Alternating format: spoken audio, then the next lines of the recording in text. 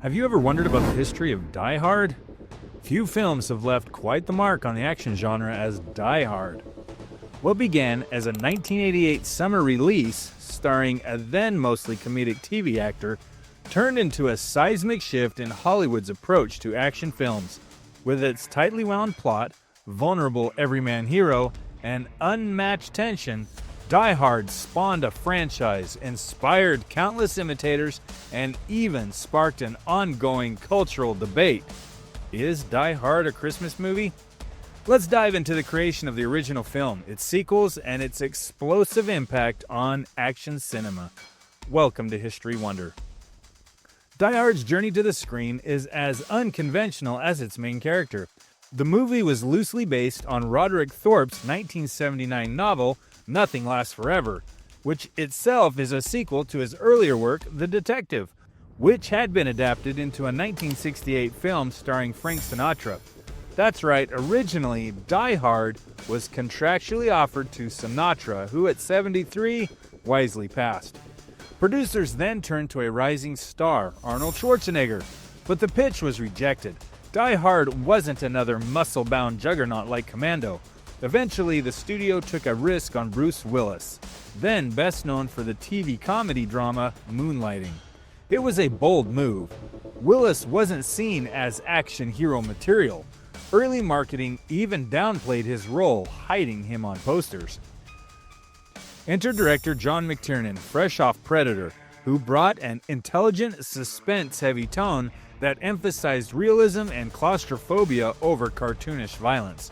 The result was nothing short of genre redefining. Set almost entirely within the Nakatomi Plaza, actually the Fox Plaza in Los Angeles, the first Die Hard follows New York cop John McClane, who arrives in LA to visit his estranged wife Holly during her office Christmas party.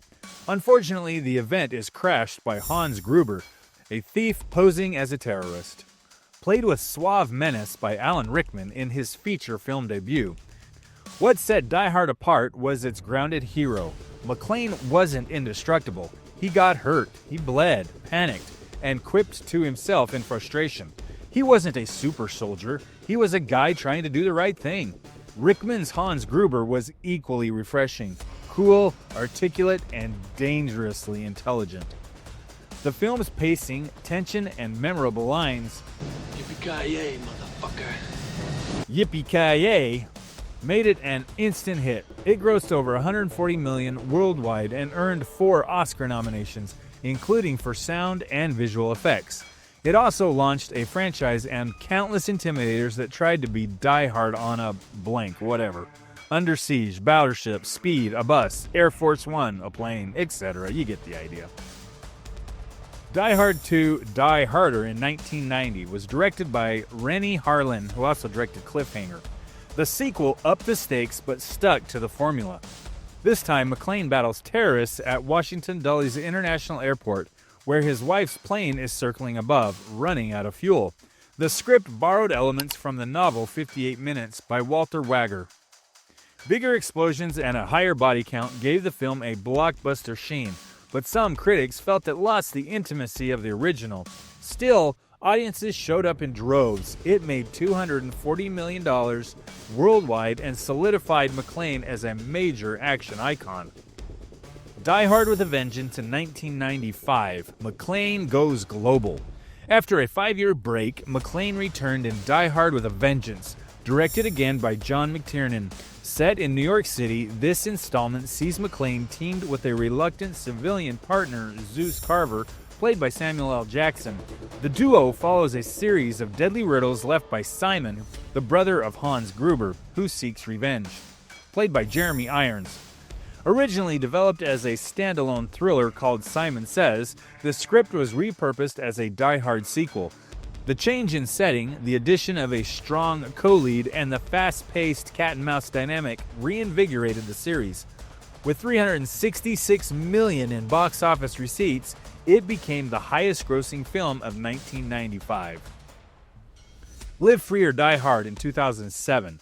McClane in the digital age. After a 12-year hiatus, McClane returned for the 2007's Live Free or Die Hard, known internationally as Die Hard 4.0.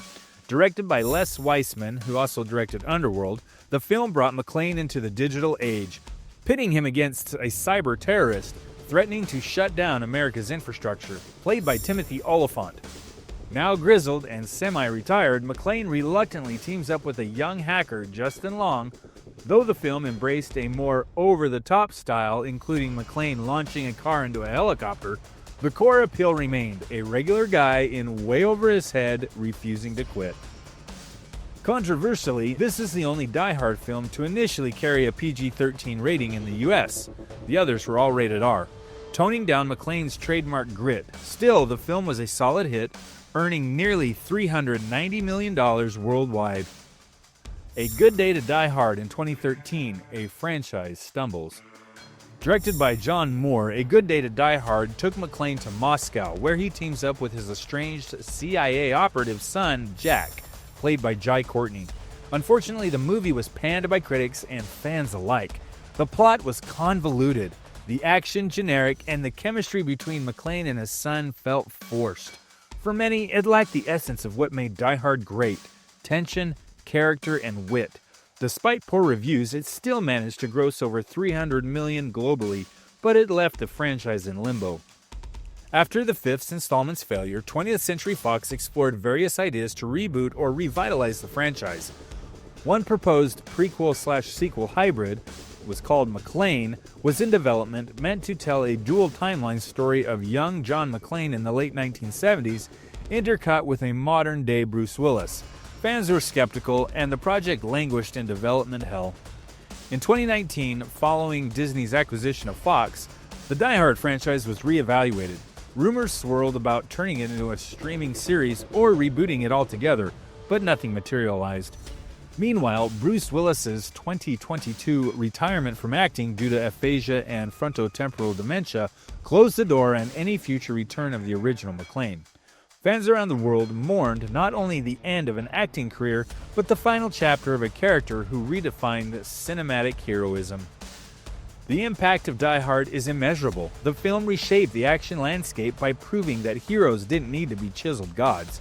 Vulnerability, desperation, and cleverness became new hallmarks of the genre. It also redefined villains, with Alan Rickman's Gruber inspiring a wave of eloquent, ruthless antagonists. Screenwriters coined the phrase "Die Hard on a blank" to sell countless spec scripts. It became a narrative template for tension-in-a-box storytelling, tight locations, clear stakes, and escalating threats. It also became a pop culture mainstay. References appear in everything from The Office to Brooklyn Nine-Nine, and the Christmas movie debate has become an annual tradition. Even politicians and pundits occasionally drop a yippee-ki-yay into speeches. In 2007, the American Film Institute named Die Hard the 39th greatest thriller of all time. In 2017, it was selected for preservation in the National Film Registry by the Library of Congress for being culturally, historically, or aesthetically significant. When Die Hard hit theaters in 1988, no one could have predicted it would launch a 5-film franchise, create a new kind of action hero, and become one of the most quoted films in history. McClane's journey, from a barefoot cop crawling through vents to a globe-trotting action legend, mirrored the rise and transformation of the action genre itself. But more than explosions or catchphrases, Die Hard gave us a character who bled, sweated, and ached his way through impossible odds. Not because he was the strongest or the smartest, but because he refused to give up. So the next time you hear the line, "Come out to the coast, we'll all get together, have a few laughs," raise a toast to the reluctant hero in the bloody tank top. Because when it comes to action movies, there's only one gold standard, and it's named Die Hard. Oh, and for the record, Die Hard is most definitely a Christmas movie. Thanks for watching. What topics in history have you wondered about? Comment below and let us know what videos you would like to see. And be sure to like and subscribe. Yippee-ki-yay, motherfucker.